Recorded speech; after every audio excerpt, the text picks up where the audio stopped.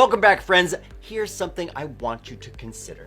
Imagine that you're submitting an important part of your college application, but you're not allowed to read it or even see it. It almost sounds like an anxiety dream to me, except this is not a bad dream or a thought exercise, folks. It is the process for your college recommendation letters. That may sound kind of stressful. It is kind of stressful, but there are two facts that I hope will give you personal solace. Fact number one, your teachers are used to getting these types of requests and they understand how important your college recommendation letters are, folks. They know the drill. Fact two, you're not powerless here. There are concrete things that you can do to ensure that you get the best possible letters of recommendation, and that's what we're going to cover together today. One of the most important things that you can do to secure solid letters of recommendation is to plan ahead. Now, I just don't mean plan ahead on being a good student or a good person. By all means, you should do that. These are extremely important. But in this context, I mean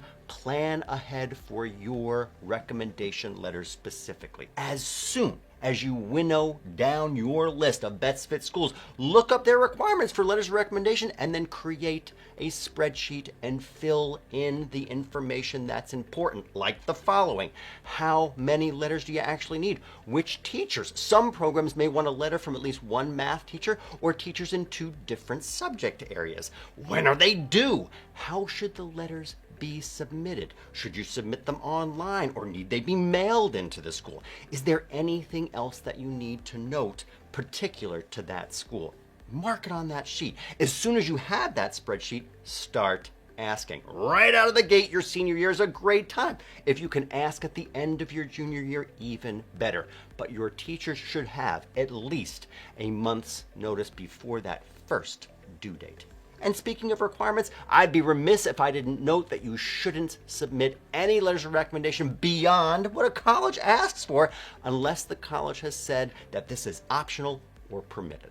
Now, that leads me to my next tip about whom to ask. In a nutshell, folks, you want to ask wisely. Part of planning ahead entails building relationships with teachers as early as your first year in high school and then staying in touch with those that you like most. So here are things to consider when you're asking. How recently did you study with that teacher? If the answer is freshman year, you're probably going to want to find a teacher who's had you in class more recently. Ideally during your junior year, and even better during high school in one or more classes in one or more years. What subject does that teacher teach?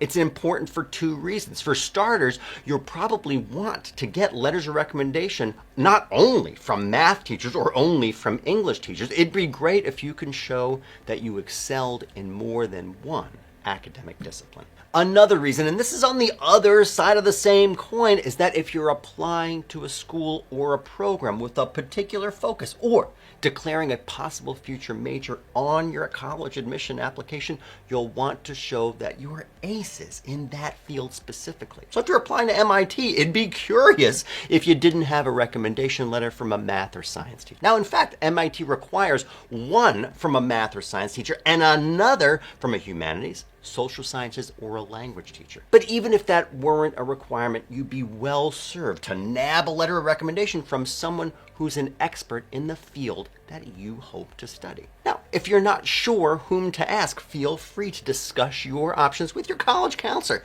You can also schedule a free college consultation with us at the Princeton Review. Finally, if you're not sure, you can ask directly to that prospective recommender about whether they feel comfortable writing a letter on your behalf. If they say no, well, that's helpful information for you to have.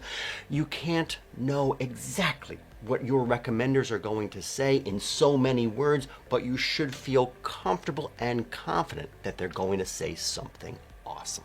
And this leads me to my third essential tip for getting a great letter of recommendation. Help your recommenders help you. Here's what I mean. Give your teachers all the materials that they'll need, along with a cover note thanking them and providing a list of the schools, the due dates, and any additional information they might need. And if they'll be submitting anything on paper, provide them an addressed and a stamped envelope to send in your letter of recommendation. In a nutshell, folks, streamline this process for them. You should also put together a high school resume and give that resume to your recommenders. It should have a list of your extracurricular activities that you've participated in from first year till now, and any jobs that you've held, your accomplishments, your awards, your skills, and anything that might suit that letter of recommendation. If you have a copy of your college essay draft, provide that for them too. And if you've got copies of any graded work from that teacher's class, include those as well. It'll be helpful for the teacher to be reminded about the quality of your work and about the praise that your work earned for you from them at that time.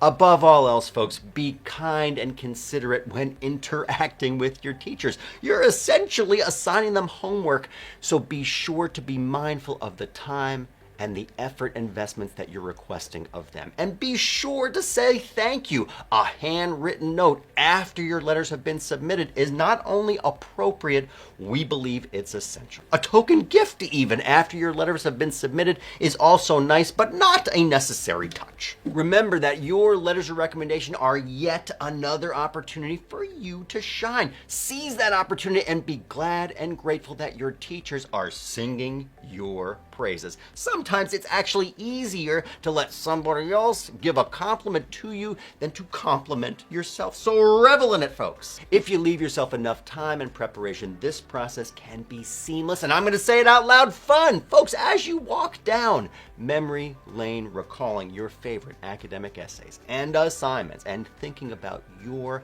accomplishments and preparing the materials for your recommenders, I hope that you'll take a moment to feel proud about all that you've done so far and all that you're going to do next. As always, folks, thanks so much for watching. Subscribe to our channel for more tips on getting into your dream college. See you here the next time.